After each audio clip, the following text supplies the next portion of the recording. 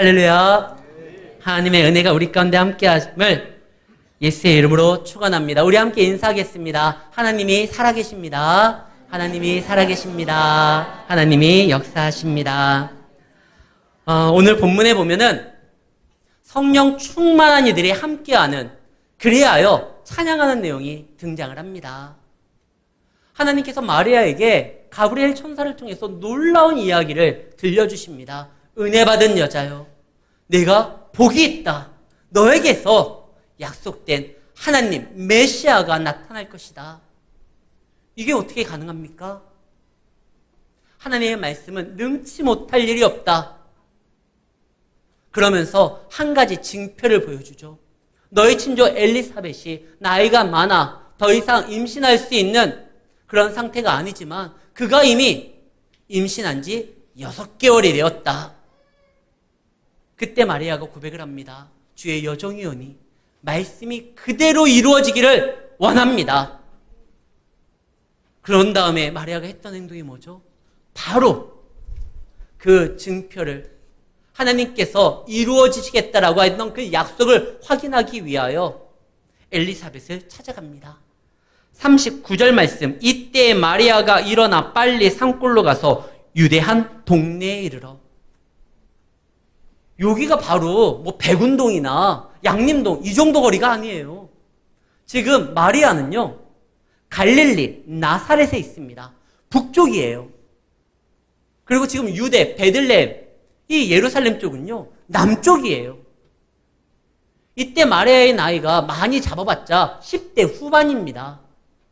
이 여성이 고대 근동에서 교통편이 제대로 갖춰져 있지 않은 상황 가운데 많은 위험이 도사리고 있는 그 지역을 그 증표 하나 확인하고 붙들기 위하여 떠납니다. 수많은 어려움이 있어요. 예상할 수 있는, 상상할 수 있는 그런 위험이 도사리고 있습니다. 가는 도중에 누구를 만날지도 모르고 어디에서 자야 될지를 모르고, 그러나 그는 하나님께서 알려주신 그 증표를 눈으로 확인하고 더 확실히 믿기 위하여 달려갑니다. 하나님이 우리에게 보여주신 그 말씀에 따라 움직일 때 수많은 어려움이, 이 말씀을 내가 붙들고 신앙을 붙들고 나아갈 때 믿지 아니하는 우리 가족이, 직장 상사가, 그리고 세상이 나를 어떻게 평가할까 걱정될 게 많을 겁니다. 그러나 믿는 자는요, 믿음이 인도하는 대로 붙들고 나아갈 때 그때 가장 안전한 거예요. 왜냐하면 말씀을 주신 그 하나님의 능력이 말씀으로 역사함으로 인하여 우리를 지키시기 때문에 그렇습니다. 성도의 가장 안전한 건 목자의 음성이 들리는 방향으로 나아가는 것입니다. 양이요, 언제 가장 안전하죠? 여기가 좁사오니 자기가 생각하고 판단하는 좋은 꼴이 있는 곳에 머무는 것이 안전한 게 아니에요. 밤이 되고 또 시간이 지나면 수많은 양을 노리는 이리때에 야생동물의 위험에 노출되는 겁니다. 언제 안전하느냐? 목자의 음성을 듣고 따라갈 때예요. 마리아가 그 음성을 딱 듣자마자 뭐 고민도 하지 않아요. 일찍이 바로 그냥 그 말씀을 붙들고 나아갑니다. 그리고 누구를 만났냐? 엘리사벳을 만나죠. 그런데 이 엘리사벳을 만나는 과정이 너무나 놀라워요. 지금 마리아는 엘리사벳이 임신한 지 6개월이 됐다는 걸 천사를 통해서 알고 가는 거예요. 그런데 엘리사벳은 마리아가 임신했다는 사실을 몰라요. 약혼을 했다는 건 알아요. 정혼자가 있다는 건 알아요. 친척이니까. 근데 결혼식을 올리지 않았는데 임신을 하고 있었다는 거는 전혀 모르고 있는 거예요. 알아도 안 돼요. 알면 더 큰일 나겠죠. 아니, 아직 결혼도 안 했는데 이때 당시에는 그랬어요. 그랬는데 엘리사벳이 마리아가 문안했다라는 발소리를 듣자마자 내 주에 어머니가 오셨다라고 이야기를 합니다. 제가 아직 임신을 안 해봐가지고 잘 모르겠는데요. 한 6개월 되면 이 뱃속의 아이들이 뛰노는 게 느껴집니까? 그랬나 봐요. 뱃속에 있는 세례 요한이 이 뭔가 생각할 수 있는 자각 능력이 있어서 내 주에 어머니가 오셨구나 해서 뛰어놀고 경배하진 않았을 거예요. 그러나 성령의 충만함으로 인하여 본능적으로 반응하기 시작하고, 이것을 엘리사벳은 성령의 충만함이 41절 엘리사벳이 성령이 충만함을 받아 큰 소리로 불러 이르되 여자 중에 네가 복이 있다. 이렇게 해석을 하는 거예요. 엘리사벳은 마리아를요, 소문을 듣고 그리고 자기가 경험한 것을 토대로 이야기하지 않습니다. 벌써부터 이것이 임신을 해가지고 이게 아니라 성령의 충만함으로 그의 임신이 하나님의 은혜라는 것을 확신하면서 네가 복이 있다. 네 뱃속에 있는 이는 다른 이가 아니라 내 주의 죄송합니다. 뱃속에 있는 아이는 다른 이가 아니라 내 주가 되는 분이고 너는 내 주의 모친이 된다. 그러면서 기뻐하는 거죠. 우리가 누구를 판단하고 생각을 할 때 실수하지 않기 위해서는 그동안 그에 대한 소문을 듣고 그리고 내 생각과 내 경험을 토대로 누구를 판단하면 안 됩니다. 적어도 믿는 자는요, 하나님 앞에서 기도함으로 다른 사람들을 하나님의 형상으로 지음받은 존귀한 자로 인정하면서 그를요, 신앙 가운데 평가하고 그를 대해줘야 되는 거예요. 성경에 보면 기드온이라는 자가 나옵니다. 그는 미디안의 사람의 눈치를 보아 타작을 할 때 포도주 틀에서 타작을 하는 좀 소심한 사람이었어요. 근데 천사는 뭐라고 하죠? 큰 용사요. 기드온도 깜짝 놀래요. 내가 무슨 큰 용사입니까? 너는 큰 용사다. 적어도 말씀이 임하면 그 말씀을 붙들 수 있는 그 안에 신앙이 있거든요. 믿음이 있거든요. 그러면 큰 용사예요. 하나님이 사람 잘못 선택했네. 기드온은 대범한 사람도 아니고 소심한 사람이고 다른 사람 눈치 보는 사람이고 그런 자가 무슨 우리를 이끌을 사사가 된단 말이냐. 하나님이 이번엔 실수한 거야. 아니요. 하나님은 믿음을 보는 거예요. 그러니까 그는 큰 용사예요. 모세는 어떻죠? 살인을 저지르고 현상수배를 통하여 도망간, 그리하여 장인어른의 양을 치면서 생명을 연명하는 그런 사람일 수 있어요. 세상적 관점에는. 근데 하나님이 내가 너를 이스라엘의 지도자로, 바로에게는 신과 같은 존재로 내가 너를 세울 것이다. 모세는요, 하나님의 말씀으로 담대하게 나아갈 수 있는 믿음이 있는 사람이거든요. 아버지와 형제들도 인정하지 않았었던 한 소년이 있습니다. 그의 이름이 다윗입니다. 가정의 중요한 일이, 아니 이스라엘의 사사지자 선지자인 사무엘이 방문한다고 했는데 그때 다윗은 껴주지도 않았어요. 아버지도 형제들도 다윗을 인정하지를 못했어요. 심지어 사무엘도요, 겉모습만 보고 야, 이가 첫째가 왕이 될 상이구나. 그래서 그에게 기름 부으려고 했을 때 하나님이 아니다. 너는 사람을 보지만, 외형을 보지만 나는 중심을 본다. 다윗이 어떤 사람입니까? 들에서 양을 칠 때 그냥 시간만 때우는 사람이 아니라 거기에서 하프를 키며 하나님을 찬양했던 사람입니다. 곰과 사자의 발톱에서도 하나님의 능력이 있다고 하면 얼마든지 이겨낼 수 있다라는 믿음의 사람이 바로 다윗이었어요. 그래서 믿음의 눈으로 보니까 다윗은요, 왕이 될 자였어요. 우리도요, 믿음으로 누군가를 평가하고 상대를 해야 됩니다. 이 기드온이 얼마나 믿음이 대단했었느냐. 나중에는 기드온이 300명과 함께 미디안 군사들과 싸우게 되는데 어떻게 싸워요?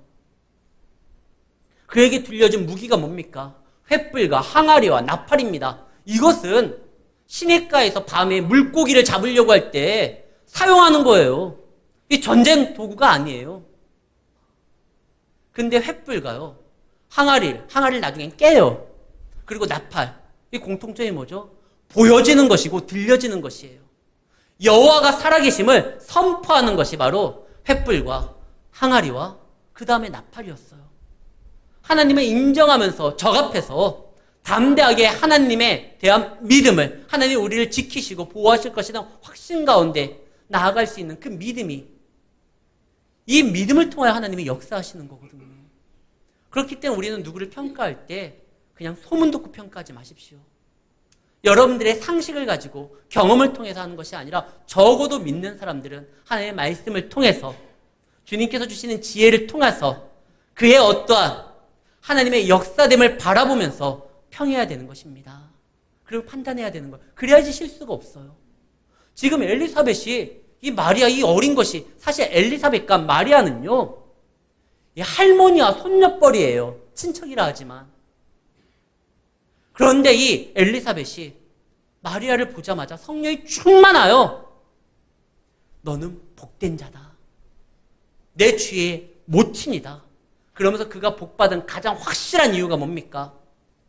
바로 45절 말씀입니다. 주께서 하신 말씀이 반드시 이루어지리라고 믿은 그 여자에게 복이 있다. 이 말씀이 38절 마리아가 이르되 주의 여정이 오니 말씀대로 내게 이루어지이다 하매 이 말이거든요. 마리아가 천사가 이야기했었던 이 받을 수 없는 이 놀라운 말씀을 믿음으로 그대로 이루어지리라 확신합니다. 얘기를 했어요. 엘리사벳은 그 현장에 없었어요. 마리아가 이런 고백을 했는지 몰라요. 오랜만에 마리아를 만났는데 갑자기 엘리사벳이 주께서 하신 말씀이 반드시 이루어지리라고 믿은 그 여자, 네가 그 말씀을 믿었으니 너는 복되다. 마치 현장을 본 것처럼 성령이 충만하게 되면 우리가 보지 못하는 것들로 보고 우리가 상상하지 못한 것도 생각하게 만듭니다. 그래서 우리는 하나님의 은혜를 구해야 되고 적어도요 성령이 충만한 자와 함께 하려고 하는 노력이 필요해요. 술 좋아하는 사람과 함께하면 어떻게 됩니까? 술자리에 앉게 돼요. 노름을 좋아하는 사람과 함께하면 노름판에서 호구되는 거예요. 그러나 성령 충만한 자와 함께하면 하나님의 은혜 가운데 거할 수 있고 하나님의 시선으로 모든 것들을 바라볼 수 있게 되는 것입니다. 엘리사벳이 지금 그래요. 제가 여러분들에게 주부에도 늘 1, 2, 3 운동을 하자고 합니다. 저의 가장 큰 단점이 어떤 것을 하자고 할 때 그것이 잘 진행되고 있는지 꼼꼼하게 체크하고 점검하고 독려하면서 이끄는 거, 이거 잘 못해요. 이게 목사로서 저의 가장 치명적인 단점이에요. 이걸 좀 잘해야 되는데 1, 2, 3 운동 작년에도 하자고 하고 올해도 하자고 합니다. 오늘 기도할 때 우리 장로님도 이 1, 2, 3 운동에 대해서 말씀하셨어요. 왜 제가 1, 2, 3 운동 하자고 합니까? 다른 게 아니에요. 여러분들이 하나님의 은혜 가운데 말씀 가운데 사명 가운데 노출되기를 원해서 그러는 거예요. 1년에 한 번 성경 통독해보자. 이거 오래 걸리지 않아요. 시간 많이 뺏기지도 않아요. 하루에 10분 정도만 투자하면요 성경 1년에 한 독하게 됩니다. 하나님이 우리에게 주신 은혜를 다른 이들에게 2명에게만 전하자. 데리고 오라는 말도 안 해요. 저 전하자고 하잖아요. 그 다음에 3 말씀 예배 가운데 우리가 나오자. 일주일에 3번은 물리적인 시간 때문에 이 자리에 못 나온다 할지라도 영상을 통해서라도 각자 있는 위치에서 말씀을 펴놓고 여러분들이 예배자가 되어서 예배를 했으면 좋겠어요. 가급적이면 우리가 공동체 예배니까 같이 나와서 예배를 드리면 더 좋고요. 제가 자꾸 이 운동을 하자라고 이야기를 하는 건 여러분들이 하나님 앞에 노출돼야지만 세상에서 수많은 유혹들에서 이겨낼 수가 있는 거예요. 사단의 유혹은요, 우리로 하여금 말씀을 붙들지 아니하고 새로운 대안을 그걸 붙들고 나아가게 만듭니다. 굳이 말씀 앞에 서지 아니하고 하나님과 만나지 않아도 얼마든지 세상에서 살아갈 수 있는 방법이 있다라고 우리를 유혹합니다. 그리고 예배를 드리지 못하도록 바쁘게 만들어요. 예수님도 굉장히 바빴어요. 근데 예수님은 어땠죠? 바쁜 가운데 따로 시간을 빼서 산에 오르사 늘 기도하셨어요. 바쁘기 때문에 하나님 만날 시간도 없다. 이건 사단의 역사예요. 그래서 하나님이 안식일을 지키라고 합니다.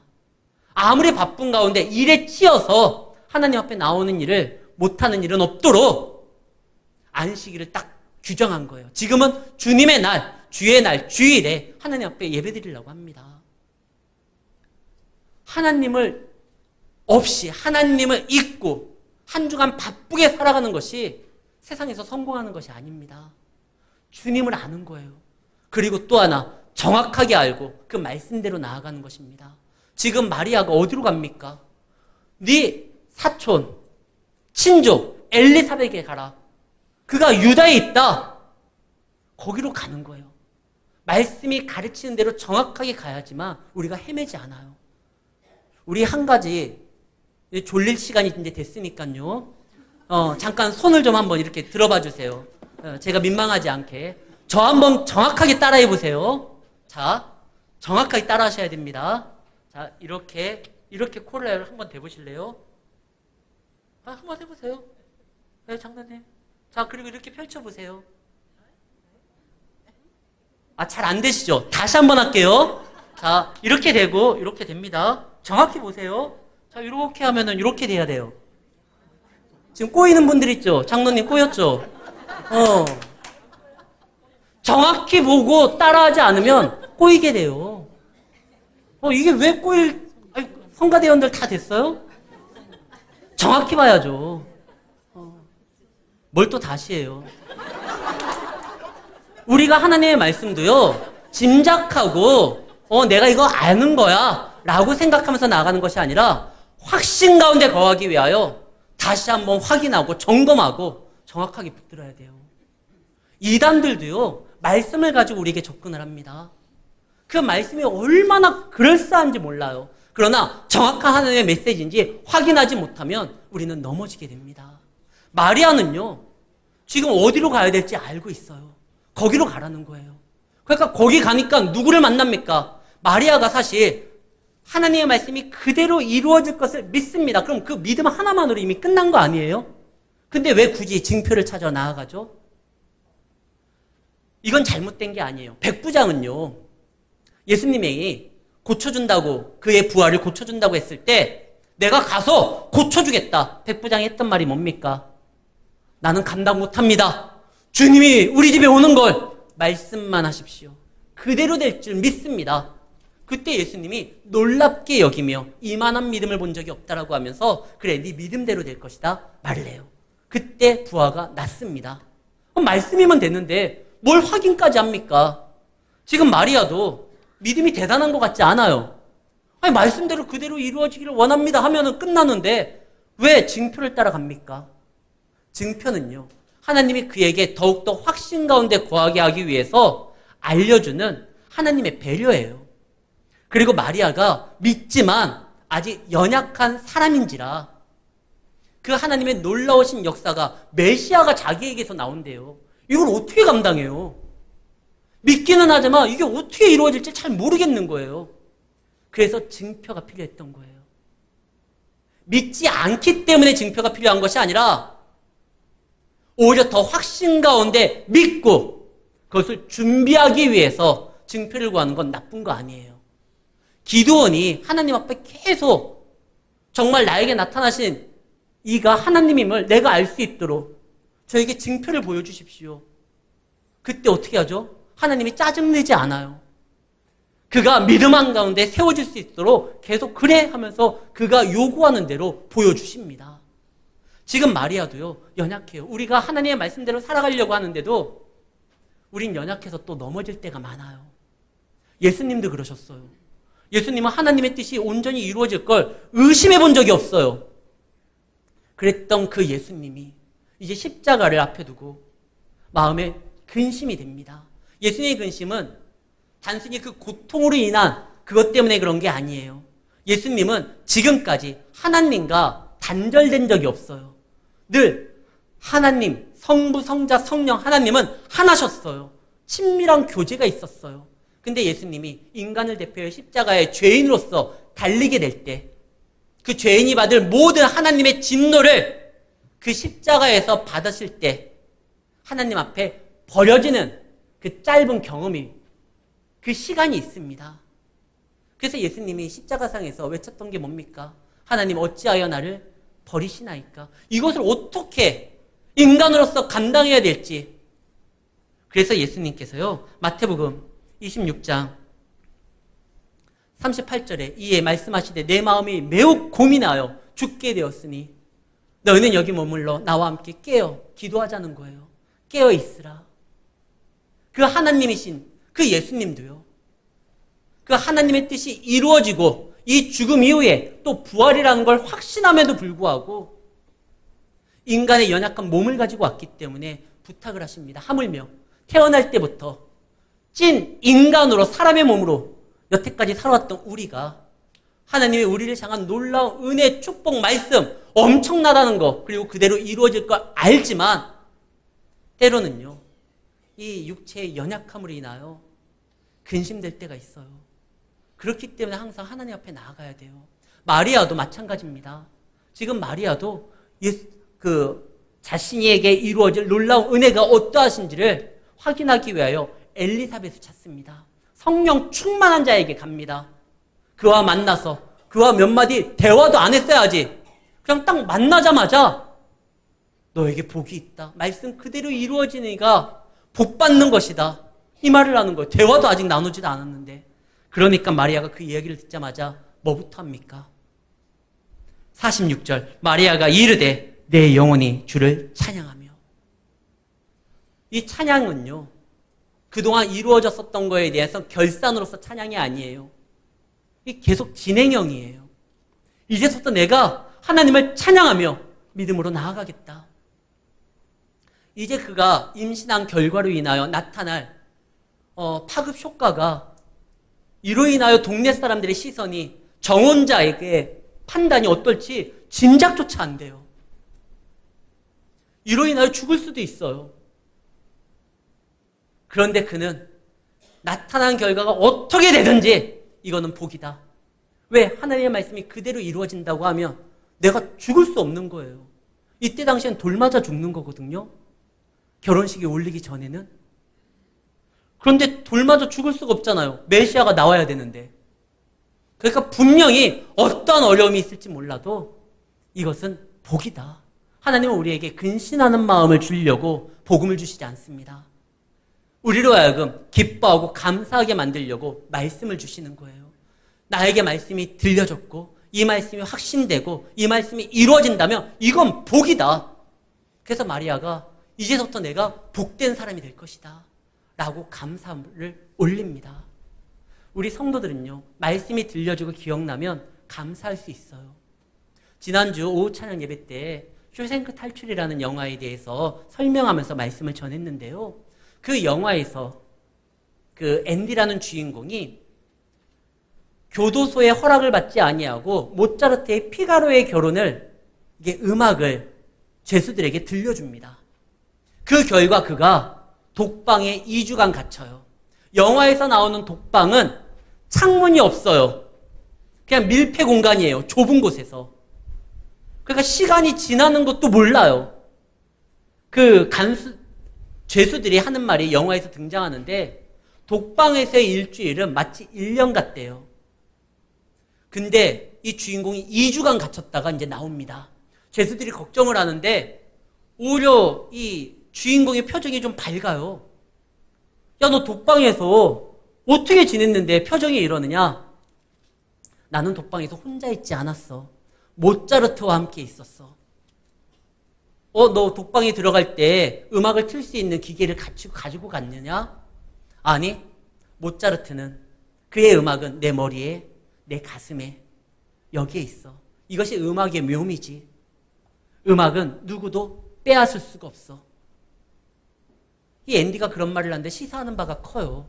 적어도 우리 믿는 사람들은요, 세상에 어떠한 환경에 놓여있다 할지라도 하나님이 우리에게 주신 그 말씀, 하나님의 그 역사는 우리의 머리에, 우리의 가슴에, 우리의 주변에 충만하게 있다고 하면 세상은요, 우리의 찬양을 뺏을 수가 없어요. 마리아 걱정되죠. 근심되죠. 지금 성령으로 충만한 엘리사벳은 자기의 사정에 대해서 내가 얘기하지 않아도 미리 알고 나를 복되다고 하고 그와 함께하면 너무나 마음의 안정이 있는데 이제 다시 고향으로 돌아가면 세상 사람들이 어떻게 나를 대할까? 그러나 지금 하나님이 내가 말하지도 않아도 엘리사벳의 역사함으로 인하여 그로 하여금 오히려 나를 격려했던 것처럼 동네 사람들도 나를 해하지 못하도록 정혼자도 나를 부정탈하고 말하지 아니하도록 하나님께서 이루시겠구나. 그 생각을 하니까 찬양이 나오는 거예요. 그러면서 그가 찬양을 할 때 54절. 그 종 이스라엘 도우사 궁일이 여기시고 기억하시되 우리 조상에게 말씀하신 것과 같이 아브라함과 그 자손에게 영원히 하시리로다. 그가 찬양할 수 있는 것, 하나님께서 우리를 기억해 주셨다라는 거예요. 우리가 믿음으로 신앙으로 살아갈 수 있는 것, 하나님의 인도함 따라 나아갈 수 있는 것, 그거 다른 것이 아니라 하나님이 우리를 기억해 주셨기 때문에 그렇습니다. 어떤 기억이요? 우리에게 하신 모든 약속을 기억하신 거예요. 성경이 어떤 책입니까? 구약과 신약, 옛 약속과 새로운 약속. 이 성경은 약속의 책이에요. 우리를 향한 하나님의 마음이 있고 우리를 향한 하나님의 뜻이 있고 약속이 있습니다. 이 약속을 하나님이 다 기억하신다는 거예요. 우리는 잘 기억 못해요. 그래도 하나님은 기억하시겠다는 거예요. 마리아의 찬양은 단순히 노래뿐만이 아닙니다. 그냥 너무나 기쁜 나오지 하나님 앞에 흥얼거리는 것이 아니에요. 그의 찬양은 신앙의 고백이고 또한 기도입니다. 그의 찬양을 들으시고 그 찬양의 내용대로, 그가 부르는 이 찬양은 그의 기도거든요. 그의 기도의 내용대로 하나님이 응답해 주시는 겁니다. 그걸 다 기억하시고요. 여러분들이 지금까지 살아갔었던 모든 일들이요, 하나님의 인도함 따라 나아갔던 거 가만히 생각하면 누군가의 기도의 응답으로 지금 이루어지는 것이에요. 예레미야 29장 12절 말씀입니다. 하나님은 우리에게 이렇게 말씀하시죠. 너희는 내게 부르짖으며 내게 와서 기도하면 내가 너희의 기도를 들을 것이다. 마가복음 11장 24절. 그러므로 내가 너희에게 말하노니 무엇이든지 기도하고 구하는 것은 받은 줄로 믿어라. 그리하면 너희에게 그대로 되리라. 이걸 하나님이 약속해 준 거예요. 이 약속을 붙들고 우리가 기도하면요, 이루어져요. 여러분들이 지금 생각지도 못했었던 어떤 길이 열린다. 여러분이 기도했던지 아니면 여러분들을 위하여 누군가 기도했던지 여러분들 부모님이 기도하셨던지 분명히 기도한 자가 있어요. 하나님은 기도의 응답으로 역사하시는 분입니다. 말씀의 약속을 붙들고 나아가는 신앙으로 역사하시는 분이십니다. 그래서 우리는 찬양을 해야 돼요. 그래서 우리는 하나님 앞에 부르짖는 기도를 해야 되는 거예요. 분명히 하나님은 다 기억하셔요. 내가 이런 기도한 적이 있었나? 전 솔직히 제가 했었던, 가끔 가다가 제 아내가 저를 깨우는 가장 확실한 방법이 뭔지 아십니까? 주일날 좀 아침에 일어나기가 좀 피곤해요.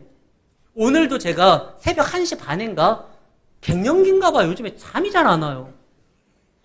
근데 1시 반인가 자고 새벽 예배를 인도하고 집에 잠깐 들어왔는데 눈을 이제 다시 9시 예배를 인도를 해야 되니까요. 그때 아내가 저를 깨우는 가장 확실한 방법이 뭔지 아십니까? 제 설교를 틀어요.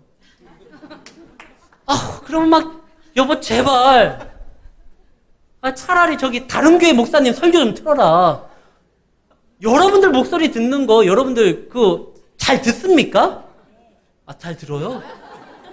저는 제 목소리 듣는 거 너무 막 이게 막 오그라들어요.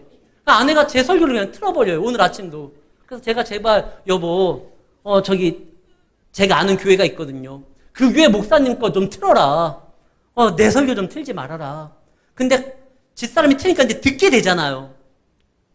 근데 조금 이제 듣게 될 때 보면 내가 저런 설교를 했었나? 라고 생각되는 게 있어요. 제가 설교하고도 저도 잊어요. 여러분들이 아마 기도하고 잊어버릴 때도 있을 거예요. 그러나 하나님은 잊지 않아요. 다 기억하셔요. 그리고 그 기도가 물이 익어서 하나님의 때에 이제 응답될 때 응답되어지는 겁니다. 그래서 우리는 항상 찬양해야 되고 항상 기도해야 되는 것이에요. 그런 자는 넘어지지도 않고 무너지지도 않아요. 언제나 하나님이 그의 삶을 인도해 주십니다. 근데 언제 넘어지느냐? 성경에서는 우리에게 주의하고 경고한 거 있죠. 이 마리아도 성령 충만함을 받고 나아가는데 수많은 일들이 벌어질 거예요. 그때 예수님이 인기가 높아지면 높아질수록 마리아가 어깨가요 올라갈 거예요. 야, 내 자식이야. 내가 낳은 거야. 근데 마리아는 한 번도 예수님의 사역에 앞서서 행동하려고 하지 않습니다. 너희는 그의 말을 들어라. 그리고 예수님도, 마리아도 예수님을 자신의 구주로서 영접합니다. 겸손함을 잃지 않아요. 성경에 보면 성령 충만한 사람이 있었습니다. 그의 이름이 사울이에요. 사울이 왕이 될 때요, 왕이 되기 전에 먼저 선지자들의 무리와 함께 나아가다가 성령 충만함을 입어 예언한 적이 있어요. 뿐만 아니라 그가 왕이 돼서도요, 큰 전쟁에 승리하고 성령의 역사함으로 인하여 거기에 취함으로 인하여 신앙적인 이야기를 할 때가 많았습니다. 그랬던 그 사울 왕이 언제 무너집니까? 교만할 때예요. 사무엘상 15장 12절 말씀에 어떤 사람이 사무엘에게 이르되 사울이 갈멜에 이르러 자기를 위하여 기념비를 세우고, 사무엘하 18장 18절 압살롬이 등장합니다. 그 압살롬이 이야기하길 때 자기 이름을 기념하여 그 비석의 이름을 불렸으니 그 비석에 왕이 골짜기에 있고 이제까지 그것을 압살롬의 기념비라 일컫더라. 사울은요, 성령 충만함을 받았던 사람이지만 그가 교만할 때 하나님보다 앞서서 행동하고 심지어 하나님의 때를 기다리지 아니하고 자기가 판단하여 이건 이때 해야 되는 것이다 움직일 때, 자기의 이름을 드러내면서 나타날 때, 교만할 때 무너졌던 거예요. 압살롬은요, 성경에서 아름다움으로 표현된 사람 탑 1을 하나 꽂으라고 하면 그게 바로 압살롬이에요. 에스더 아리따웠죠. 근데 그가 아리따웠으면 이 정도예요. 근데 압살롬은 뭐라고 되어 있느냐? 정수리서부터 발까지 완벽하고 아름다웠대요. 그가 머리를 깎는 날 이스라엘의 헤드라인 뉴스였어요. 오늘 왕자님께서 머리를 깎으셨습니다. 그가 얼마나 아름다웠고 용모가 준수했고, 아버지는 다윗이에요.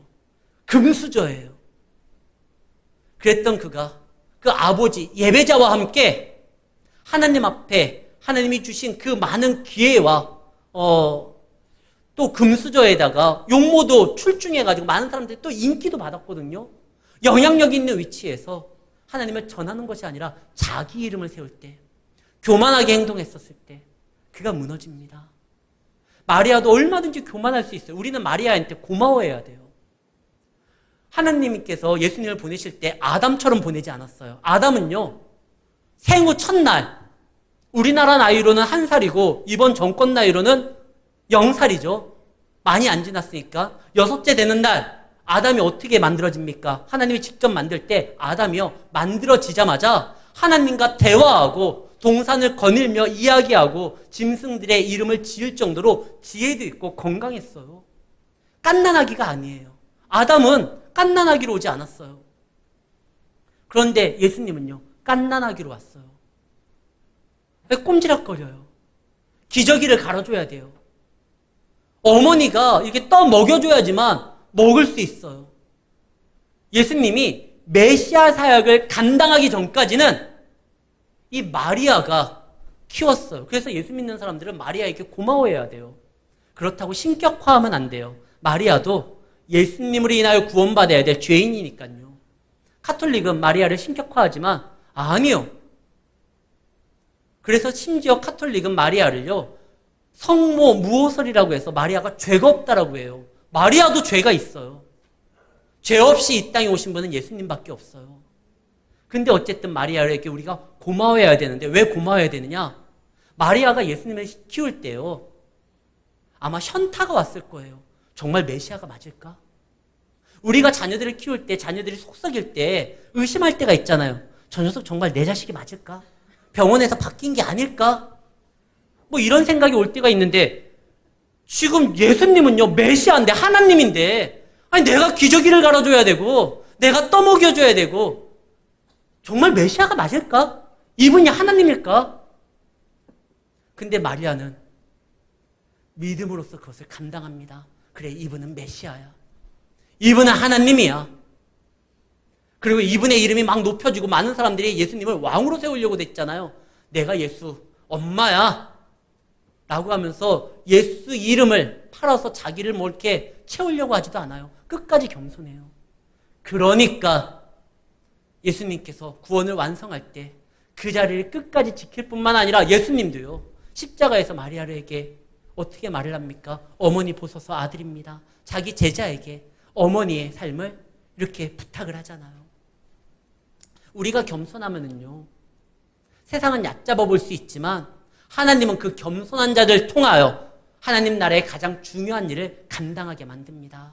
사랑하는 성도 여러분, 우리는 겸손히 그리고 하나님의 말씀을 정확하게 붙들며 믿음으로 나아가고, 내가 믿음이 부족하다고 하면 하나님의 말씀에 자꾸 자신을 노출하고 신앙의 사람과 만나셔야 됩니다. 그러면 우리 찬양할 수 있어요. 그리고 기도할 수 있어요. 그리고 그 찬양과 기도의 내용이 하나님 안에서 기억됨이 되어 우리의 삶을 인도하고 보호할 것입니다. 오늘 하루, 또 이번 주에서부터 시작되는 한 주간의 삶에 하나님의 역사가 여러분들에게 충만하게 채워지기를 원합니다. 세상에 어떠한 일이 있다 할지라도 말씀을 붙들고 신앙으로 나아가 승리하는 우리 성도님들이 다 되시기를 예수의 이름으로 축원합니다.